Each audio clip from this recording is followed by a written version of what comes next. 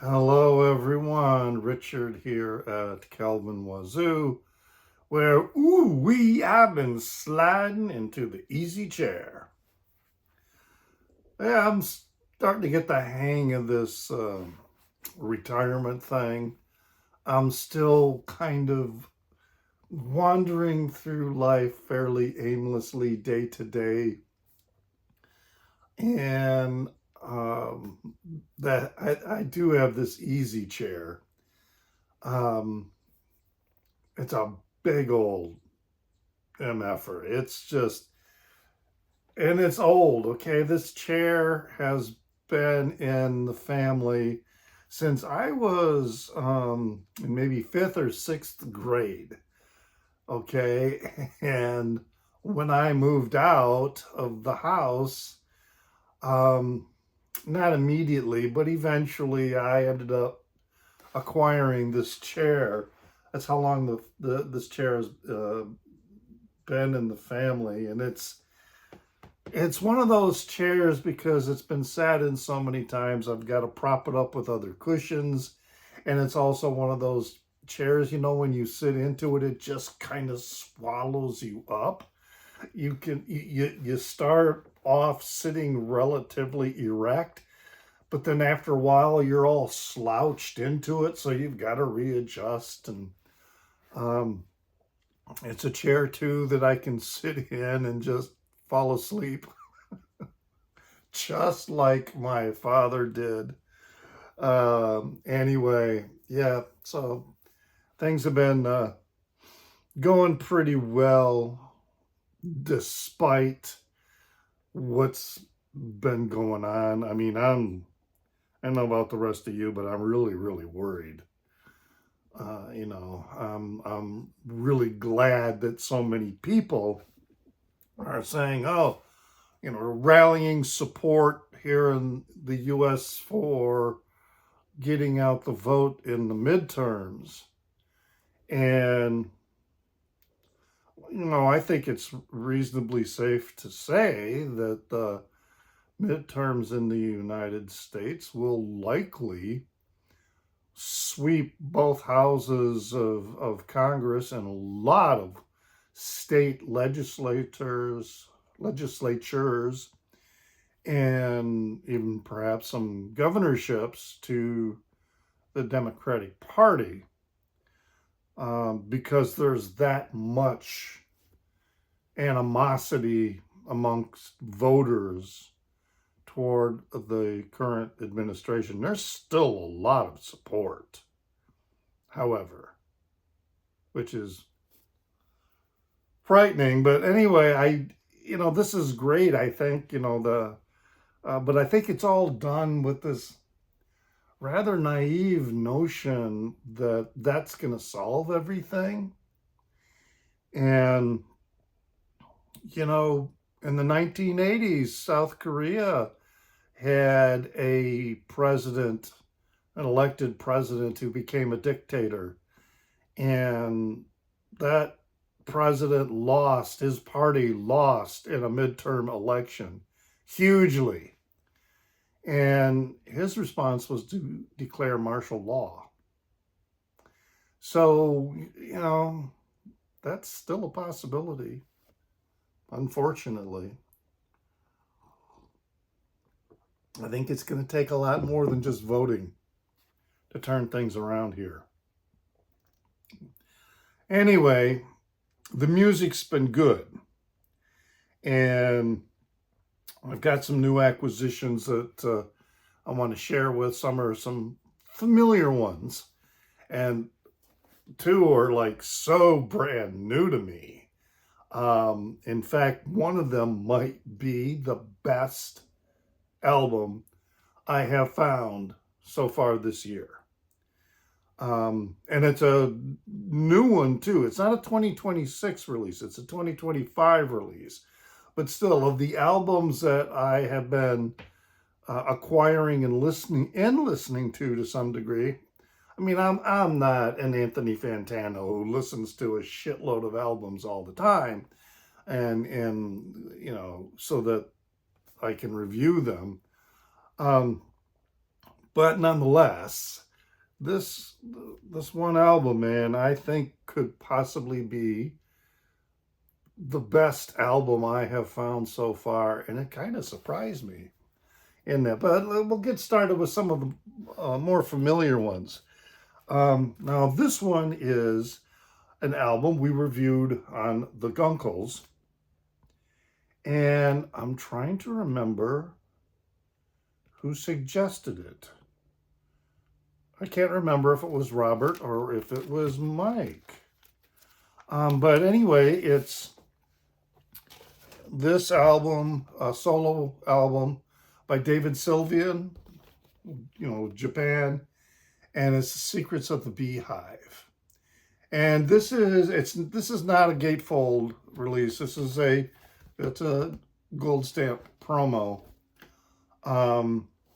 that I picked up from somebody, on Discogs, who said that they played it once to burn it on the CD or something like that, and then put it up for sale. And it's just an outstanding sounding album. So that could very well have been the situation. This album has Ryuichi Sakamoto on it as well, who is one of my top 3 composers of all. And I would also include orchestral composers and jazz composers in that. He's just that remarkable to me.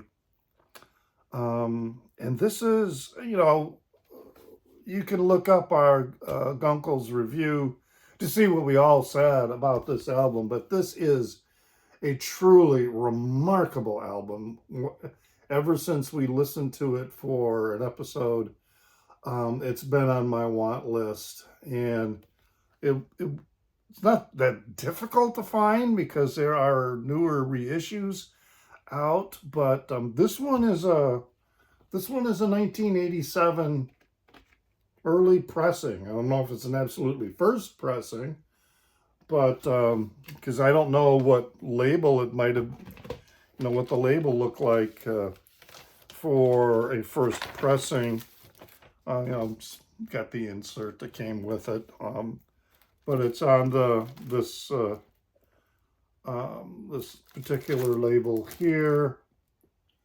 So, but yeah, it is a pressing from the year of release.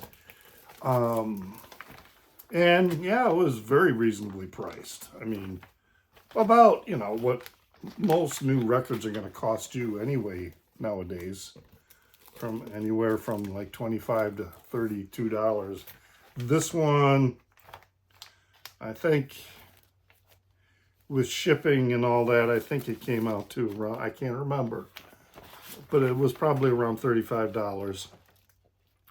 So, just a remarkable album, and I'm so glad now it is part of my collection. And interesting, I haven't really listened to Japan all that much. So my first ever experience with David Sylvian was with this record. So I'm kind of interested in checking out Japan. I mean, some other record collecting friends of mine, know Japan really well and have several of their releases, and really like them. All right, now another one that, and I don't have needle drops for these, okay? I do have needle drops for the last 2 records, these, which are like brand new discoveries for me, but these are, these first 3 albums are fairly well known, and there's plenty of material on the internet and Spotify or whatever. If you haven't heard these records, you can look them up. And so the other one that we did, This was, I know, a recommendation by Mike, and that is Los Lobos with Kiko. And this is a MoFi release, because a MoFi release of this, it's a, number one, like they all are, or well, most of them are. It was $30, $35. Okay, so it wasn't like I was gonna have to spend a ton of money on this. And there are other pressings of this that are going to cost that much anyway. And so I thought, well, hell, let's get a brand new MoFi pressing of this. And my gosh, it is just absolutely wonderful, beautiful sound, and such a really good album as well. So yeah, this is definitely a record that I am glad that Mike had us listen to on the Gunkles, and so you should check out that as well to see what we all thought about this record. And but yeah, there's some wonderful songs on here. I think my favorite one is That Train Don't Stop Here. I just love it's like a breakup song, okay, but it's just a peppy, finger snapping, toe tapping kind of song, and I just really like the way they did that. And all the songs are really, really good on here. And it closes with this beautiful song, Rio de Tenampa, which I believe is the only Spanish language song on here. But yeah, there's just really good record. So yeah, I mean, that's finally in my collection. And then a third one that I don't understand why it took me so long to get this into my collection. But it's in my collection now, okay? And that is The Hurting by Tears for Fears, which really blew me away because I was honestly unfamiliar with this record. I knew about Mad World because that got some radio play. But beyond that, I didn't really know anything about it. And I really had no idea this was their debut. I really thought this came after Songs from the Big Chair. So I thought this was like either their third or fourth release. But no, this was their debut, which makes it even more remarkable when you think about this record, because this record is so, number one, it is, again, a beautiful recording, and their harmonies and their singing voices are just so absolutely brilliant. Let me pull out, this has got the, I guess this was maybe the, I can't remember if this was the original cover in the UK and this was the American release cover, or if it was vice versa. I can't remember, but yeah, Roland and Kurt, what are their last names? And of course, Kurt Smith and Roland Orzabal. Anyway, their voices. This was what, 1983. Such strong voices and no auto-tune, man. When these guys get into those upper ranges, it is smooth, it is solid, it is strong. They are really pushing and singing from the diaphragm. It's a very operatic voluminous voice. Just absolutely incredible. And the other thing about this record musically is that I didn't really think about until I started listening to it after getting it, was how its use of synthesized instruments and synthesized sounds is done to enhance the musicianship of the players using real instruments. All right, so the use of a synthesizer and various electronic sounds doesn't become dominant in the construction of the songs. Rather, they are point makers, and it's just done really, really super well, as opposed to a lot of the music at that time that was very much synthesizer focused, synthesizer centric. In some releases, there were no other instruments but synthesizers, including the drum beats. And you don't have that necessarily with this. So beautiful recording, beautiful musicianship, beautiful songwriting and orchestration, beautiful production. But then you have to consider the content of this album, okay? I had no idea that this was a very, very personal album for both of them, because they are revealing trauma, their own personal trauma from growing up in these songs. And who does that on a debut album? Okay?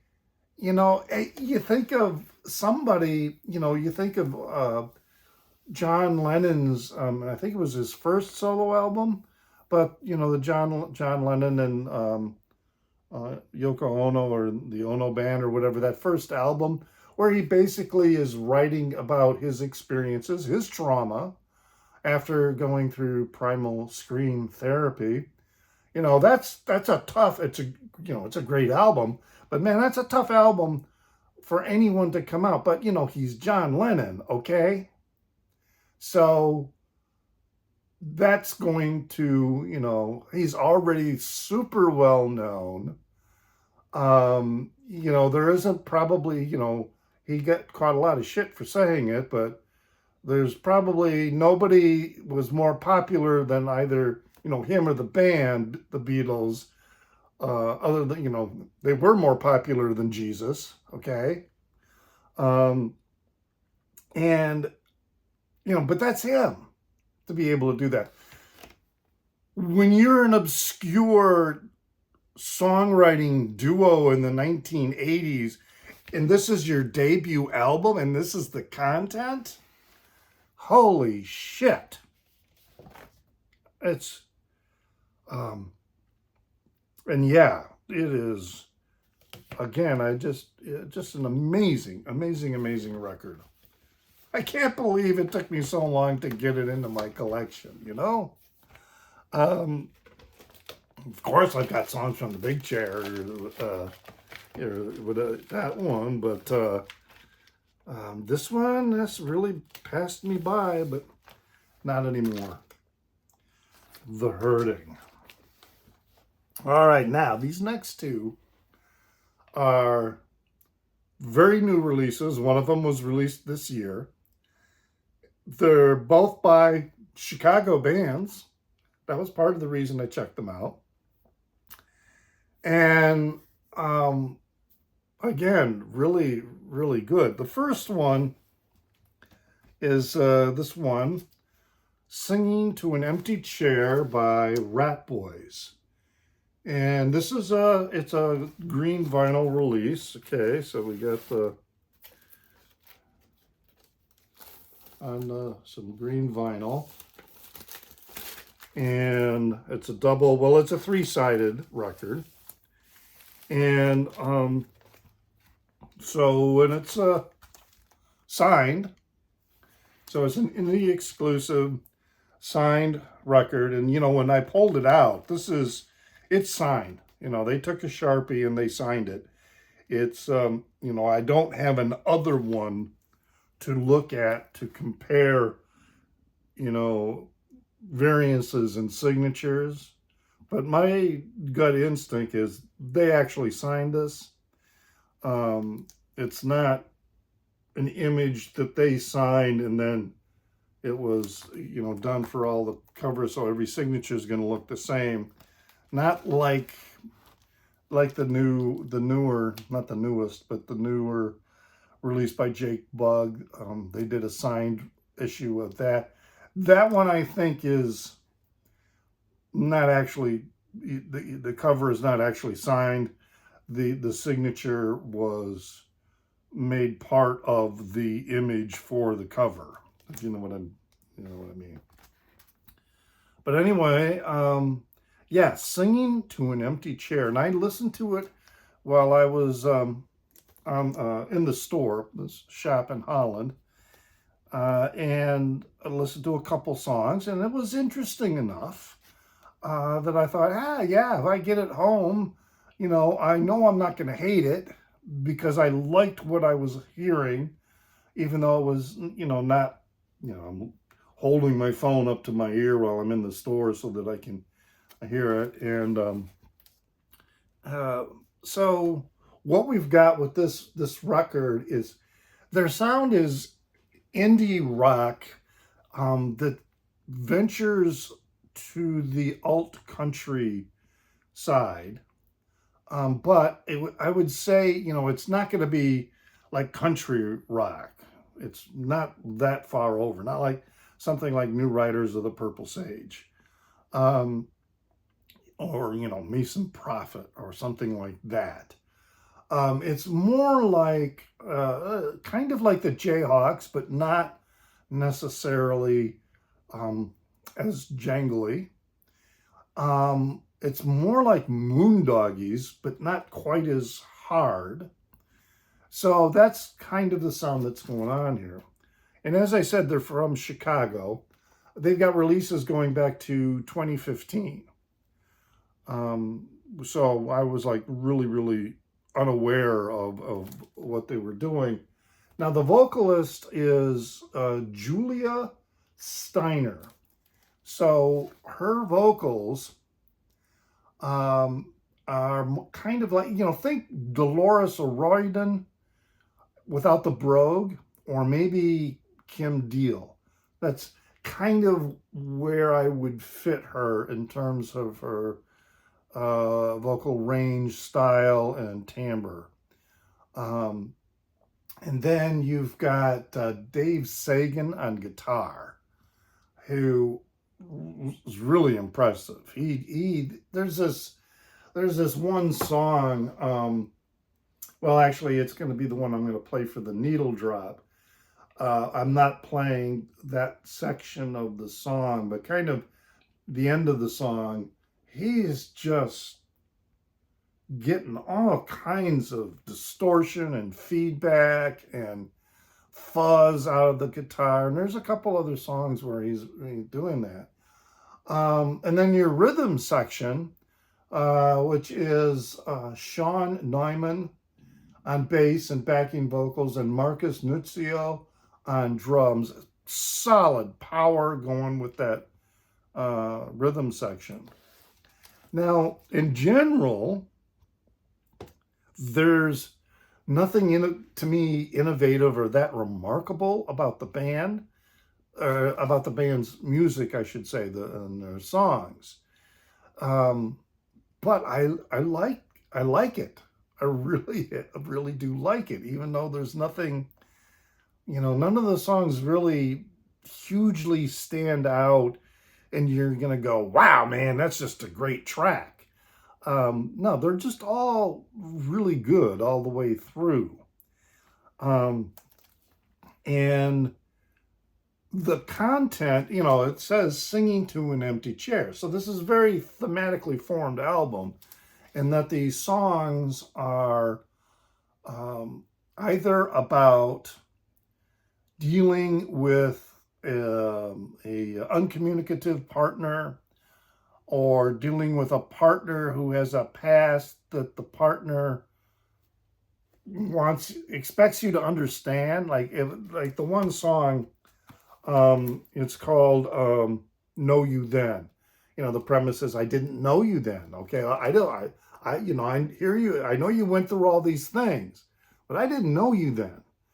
All right, so it's someone who's trying to say to them, look, I know you now, who you are now. Can we deal with that rather than dealing with the past? And then so you've got songs about absent fathers, um, absent lovers. They're absent either because they're emotionally unavailable or they become physically unavailable. So yeah, the concept of a lot of empty chairs are being sung to. And so yeah, the needle drop I have for you is from the song "Late Night Mountains All That." Um, so listen to that one.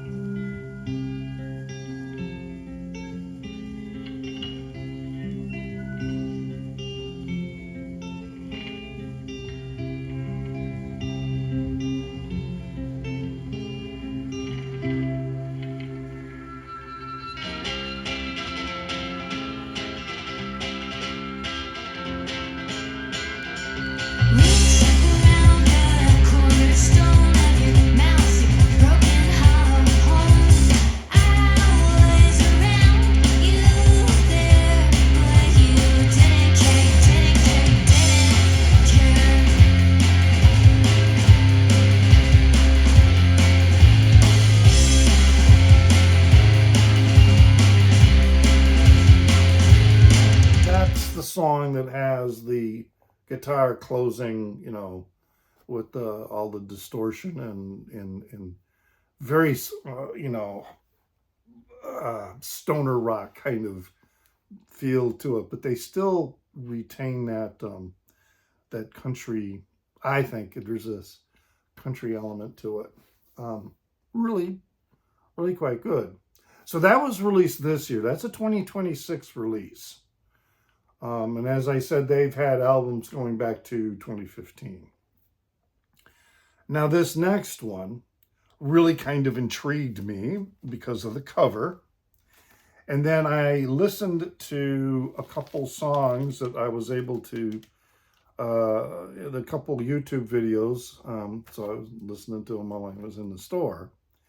And that is another Chicago musician more than a band, known as Sharp Pins, and this is the newest release, Balloon, Balloon, Balloon. And this is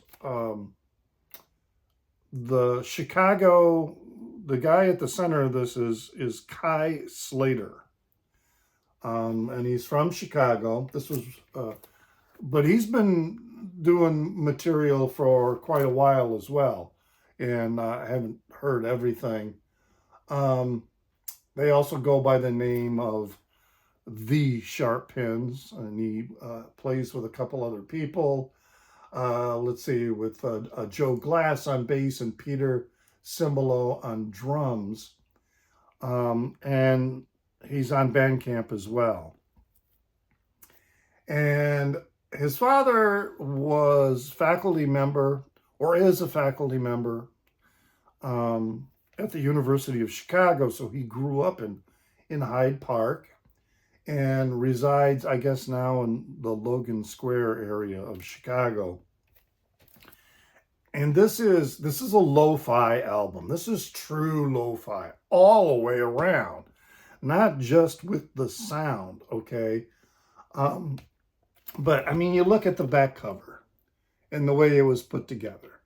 I mean, it's like cut out, set out, for the artwork. The fact that this is not a centered, image that you've got all this space up here and then it's down here. Even down to the record itself, the sharp, rough edges around the vinyl.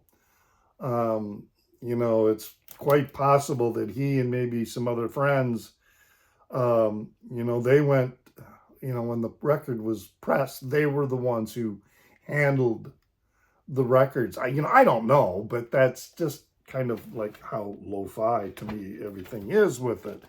And then you've got the insert with the lyric sheet. And yeah, we're talking, very basic. I don't know if the strikeouts and the blackouts or whatever were done intentionally, done with irony, or if that was, really, oh shit, I made some mistakes. I need to fix that, because I don't have an art direction team, to do this for me, kind of thing. Yeah. So, and when we talk about, and there's a lot of songs on here. I mean, when I looked at the back list, there's 21 song titles. And some of the items on here are just really short. Very lo-fi, noisy almost, compositions. I mean, this guy was doing 8-track recording on cassette tapes. Who does that? Anyway, it's hypnagogic pop is what it is. So this is very much like, if you're familiar with Ariel Pink, this is very much, like that. However, I think I think this guy's Kai Slater, I think he's a lot better than Ariel Pink. I think this album, to me, and if his other material is anything, like this, even if it's like different musically, it's better than Ariel Pink. And I mean, I come down to, a lot of Ariel Pink's albums will have like a couple really like good tracks, and the rest of it are just kind of meh. Pom Pom is probably, I think, to me, the strongest of his releases. But man, this one, on repeated listens, I just am amazed at the sound that he captures. And I found an interview with him, which I posted. You can read, there's a link to that interview on my Facebook page called Calvin Wazoo. And it was with Demo Magazine, which is a Canadian like zine or whatever. And that's where he talks about doing the 8-track recording with a cassette. And he also talks about his musical influences, and growing up, going to record stores, like in Hyde Park. I thought there might be a Syd Barrett influence in the songwriting, but and you hear it, he admits he is much more influenced by the Beatles and The Who. He mentions a lot of other, more current bands that have provided some influence to his songwriting. But yeah, I can definitely agree with them. There is a strong Beatles and Who influence going on with the song. The hooks, the guitar hooks, the melody hooks, there's nothing, you've heard them all before. It was everything that people were doing, bands were doing in the 60s. But it's, the songwriting, the lyrics are just, and, his voice to a degree, it just really, really sounds good. One of the songs is called Maria Don't. And that track would smoothly, in my opinion, fit into the White Album. It just, it just would smoothly fit. And to me, it's not it's not reductive. The influence, is no doubt there. I think his voice is kind of like early Robin Hitchcock. So that's kind of the sound to it. But he also mentions in that article that he was listening to and undoubtedly influenced by a lot of Zappa and The Residents. Okay, so here's a guy who was listening to a lot of Zappa, a lot of Residents, and he's majorly influenced by the Beatles and the Who. That's got to be some really good music that he's making in it, and it is. And the lo-fi quality, I mean, if we're talking really, really lo-fi, I mean, it is lo-fi like a lot of the early Ariel Pink, but it's also very, very lo-fi like a lot of early car seat headrest, for example, because of, what like Will Toledo was working with at that time. It's not like an intentional lo-fi that you will get from some bands that, it's not lo-fi because they don't have the equipment, they don't have the access to it, or if they do, they don't have access to the expert production teams at the studios are trying to do it themselves. There are some bands who are lo-fi, and it's kind of a thing that they do. They do it intentionally. And I guess, he's been making enough albums and released enough material that it's probably intentional in some degree now. But based on what I was reading, he seems to be more interested in the live experience, and in that he's not necessarily all that interested in, making a mark with releases. I don't know. I'd have to read more. But really, this is really good stuff. This is probably, this is a 2025 release. And it's his latest release. But so far, man, this is my record of the year. It is, man, with every listen, I am just getting into it more and more and more. So even though he's from Chicago, he's got like you can write to them, I guess, in Olympia, Washington. But it was recorded, it says it recorded at my house in the Academy in Chicago, February through June of 2025, when I could, and then at the Mobile Control in Olympia, Washington, January through May of 2025. But yeah, sharp pins. Listen to this.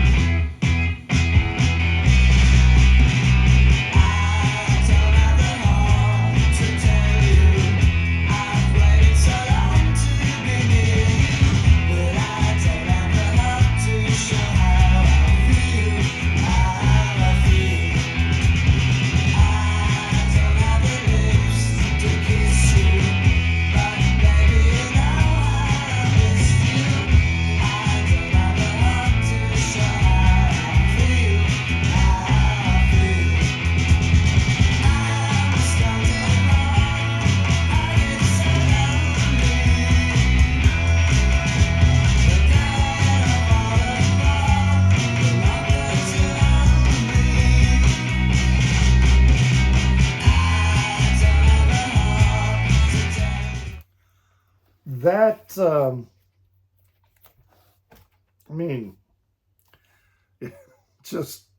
it's good stuff. In fact, after I've listened to this record several times, and I only bought it, when did I buy it? Earlier this week. And after listening to this just last night, it was like, okay, I'm going to listen to some Robin Hitchcock and the Egyptians.